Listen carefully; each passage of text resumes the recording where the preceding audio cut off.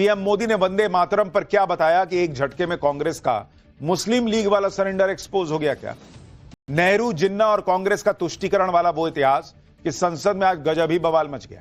राहुल गांधी संसद से नदारद, प्रियंका ने जिन्ना की कौन सी चिट्ठी पढ़ दी और संसद में वंदे मातरम पर हंगामा। और राजनाथ सिंह ऐसा कैसे भड़के कि पहले कभी ना देखा होगा। सबसे पहले इस पॉलिटिक्स का चैप्टर देखिए। संसद में तो आज गजब बवाल मच गया। नरेंद्र मोदी ने नेहरू, जिन्ना और कांग्रेस के तुष्टीकरण का वो चैप्टर खोल डाला जिससे कांग्रेस भयंकर तिलमिला गई। कांग्रेस और इंडी गठबंधन ने एक हफ्ते से आसमान सिर पर उठा रखा था। खूब वो अल्लाह चल रहा था इनका संसद में कि बहस करो, चर्चा करो, वगैरह वगैरह।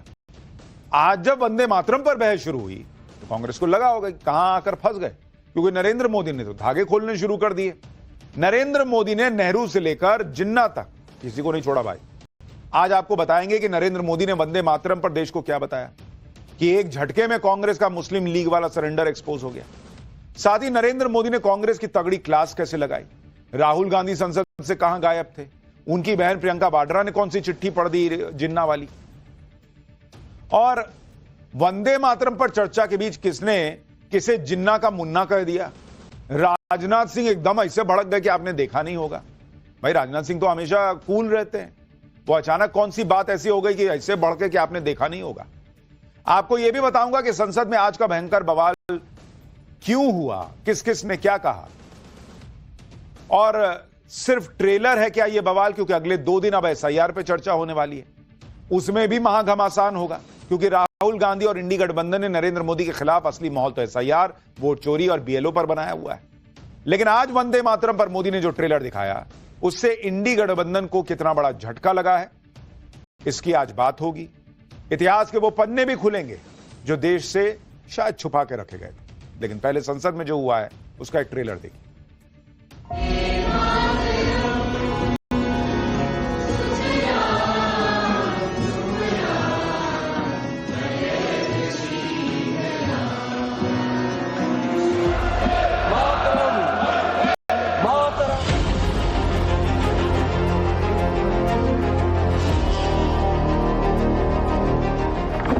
फिर कांग्रेस के तत्कालीन अध्यक्ष जवाहरलाल नेहरू को अपना सिंहासन डोलता दिखा। लेकिन इतिहास इस बात का गवाह है कि कांग्रेस ने मुस्लिम लीग के सामने घुटने टेक दिए कि हम मुस्लिम लीग की बात नहीं सुनेंगे।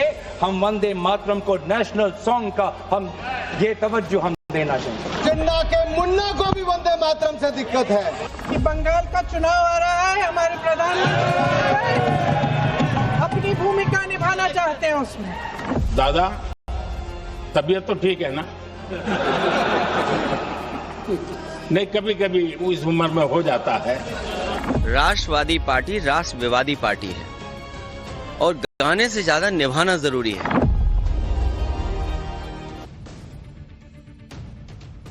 देखिए, संसद का पिछला हफ्ता तो इंडी गठबंधन के हो हल्ले में कब चला गया पता ही नहीं चला।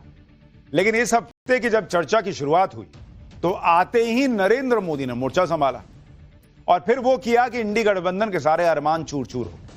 इंडी गठबंधन वाले सोचकर आए थे कि संसद में चर्चा होगी, बहस होगी तो नरेंद्र मोदी को फंसा लेंगे, नरेंद्र मोदी के खिलाफ माहौल बना देंगे।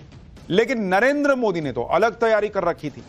इंडी गठबंधन ने जो सोचा वो होने वाला था नहीं, ये नरेंद्र मोदी को देखकर समझ में आ गया। आज बहस की शुरुआत लोकसभा में वंदे मातरम के 150 साल पूरे होने पर हुई। इस बहस में पीएम मोदी ने कांग्रेस के तुष्टीकरण का वो चैप्टर खोल दिया जो चैप्टर खुलते ही कांग्रेस भयंकर तिलमिला गई। नरेंद्र मोदी ने कांग्रेस पर अब तक का सबसे बड़ा हमला बोला। पीएम मोदी ने जवाहरलाल नेहरू पर 3 बड़े आरोप लगाए। पहला आरोप, मुस्लिम लीग के दबाव में नेहरू झुक गए और वंदे मातरम गीत के टुकड़े कर दिए। दूसरा आरोप, वंदे मातरम पर जिन्ना के विरोध में नेहरू को अपना सिंहासन खतरे में दिखने लगा था। तीसरा आरोप कि तुष्टीकरण की राजनीति के दबाव में कांग्रेस वंदे मातरम के बंटवारे के लिए झुकी, इसलिए कांग्रेस को एक दिन भारत के बंटवारे के लिए भी झुकना पड़ा। एक बार पीएम मोदी ने क्या कहा सुनिए, फिर आपको बताऊंगा कि वंदे मातरम को लेकर जिन्ना का क्या विरोध था और नेहरू ने जिन्ना का विरोध करने के बजाय कैसे सरेंडर किया। लेकिन देश का दुर्भाग्य कि 26 अक्टूबर को कांग्रेस ने वंदे मातरम पर समझौता कर लिया।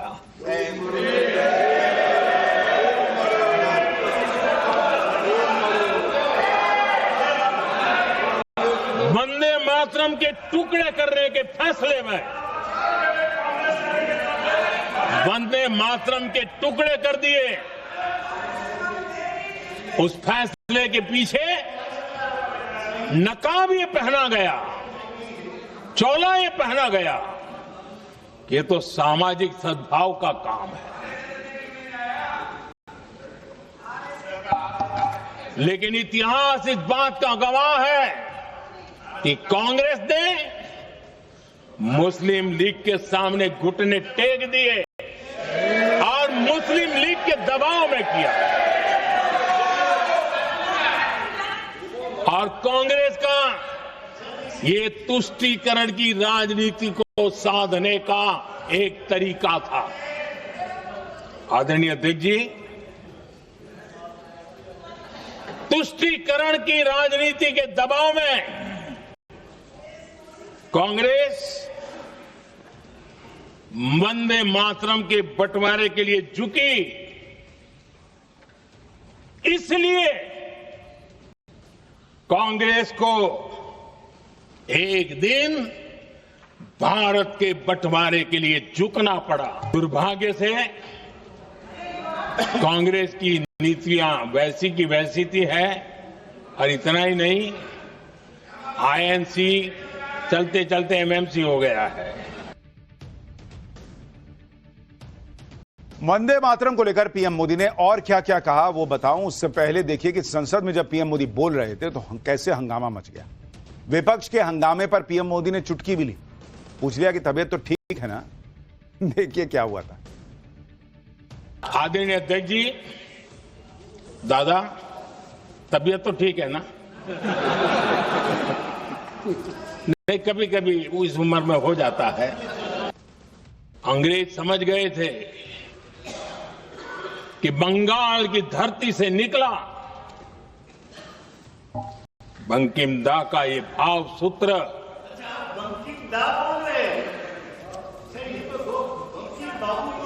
बंकिम बाबू बोले। अच्छा, thank you thank you thank you thank you thank you, आपकी भावनाओं के लिए मैं आदर करता हूं। बंकिम बाबू ने थैंक यू दादा, थैंक यू। हाँ, आपको तो दादा कह सकता हूं ना, वरना उसमें भी आपको इतराज हो जाएगा। राष्ट्रीय गीत वंदे मातरम के बारे में पीएम मोदी ने जो बातें कही, उसी से जुड़ा थोड़ा बैकग्राउंड भी आपको बता दूं, जिससे आपको इस विषय पर और क्लैरिटी मिलेगी। देखिए, वंदे मातरम की रचना सबसे पहले 7 नवंबर 1875 को बंकिम चंद्र चट्टोपाध्याय ने की। साल 1882 में उन्होंने इसे बंगाली उपन्यास आनंद मठ में प्रकाशित किया। रविंद्रनाथ टैगोर ने इसे गीत का रूप दिया और इसके बाद यह गीत आजादी की लड़ाई लड़ने वाले हर क्रांतिकारी की जुबान पर चढ़ा। लेकिन साल 1908 में मुस्लिम लीग ने वंदे मातरम का विरोध करना शुरू कर दिया। मुस्लिम लीग का तर्क यह था कि इस गीत में मातृभूमि की तुलना देवी देवताओं से की गई थी। मुस्लिम लीग को इस गीत में हिंदू राष्ट्रवाद के प्रचार की झलक दिख रही थी। इसी को लेकर पीएम मोदी ने आज इतिहास का चैप्टर खोलते हुए आरोप लगाया कि जब साल 1937 में जिन्ना ने इस गीत का विरोध करते हुए जवाहरलाल नेहरू को चिट्ठी लिखी, तो मुस्लिम लीग के दबाव में नेहरू ने वंदे मातरम गीत के उन पंक्तियों को हटा दिया जिस पर मुस्लिम लीग को आपत्ति थी। एक बार सुनिए पीएम मोदी इस पर क्या कह रहे हैं, फिर आपको बताता हूं क्या हटाया क्या नहीं हटाया और प्रियंका वाड्रा से लेकर बाकी लोग क्या कह रहे हैं। मोहम्मद अली जिन्ना ने लखनऊ से 15 अक्टूबर 1937 को वंदे मातरम के विरुद्ध का नारा बुलंद किया। फिर कांग्रेस के तत्कालीन अध्यक्ष जवाहरलाल नेहरू को अपना सिंहासन डोलता दिखा। वो ऐसा क्यों कर रहे वो तो पूछा ही नहीं, न जाना, लेकिन उन्होंने वंदे मातरम की ही पड़ताल शुरू कर दी। जिन्ना के विरोध के 5 दिन बाद ही 20 अक्टूबर को नेहरू जी ने नेताजी सुभाष बाबू को चिट्ठी लिखी। उस चिट्ठी में जिन्ना की भावना से नेहरू जी अपनी सहमति जताते हुए कि वंदे मातरम की, ये जो उन्होंने सुभाष बाबू को लिखा है, वंदे मातरम की आनंद मठ वाली पृष्ठभूमि मुसलमानों को इरिटेट कर सकती है। लेकिन देश का दुर्भाग्य कि 26 अक्टूबर को कांग्रेस ने वंदे मातरम पर समझौता कर लिया।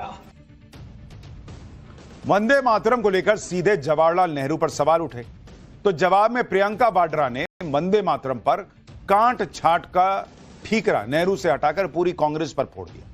बचाव में प्रियंका वाड्रा ने जो तर्क दिए उसमें उन्होंने कहा कि पहला तर्क सिर्फ नेहरू नहीं बल्कि पूरी कांग्रेस कार्य समिति में वंदे मातरम के शुरुआती 2 हिस्सों को अपनाने पर सहमति जताई गई। तो नेहरू जी लड़ जाते, कहते कि नहीं ना ऐसा नहीं होगा। भाई बहुत सबने जो है वोट दिया था कि पहला प्रधानमंत्री जो है वो किसको बनना चाहिए। तब तो नेहरू जी ने सबकी बात नहीं सुनी थी। गांधी जी ने कहा ना नेहरू को बनने दो। दूसरा तर्क 1937 में जिस कांग्रेस कार्य समिति ने वंदे मातरम पर फैसला लिया उसमें महात्मा गांधी, सरदार पटेल, गुरुदेव, रविंद्रनाथ टैगोर भी मौजूद थे। तीसरा तर्क कि रविंद्रनाथ टैगोर भी इस बात से सहमत थे कि वंदे मातरम के 2 ही अंतरे लिए जाए। बाद में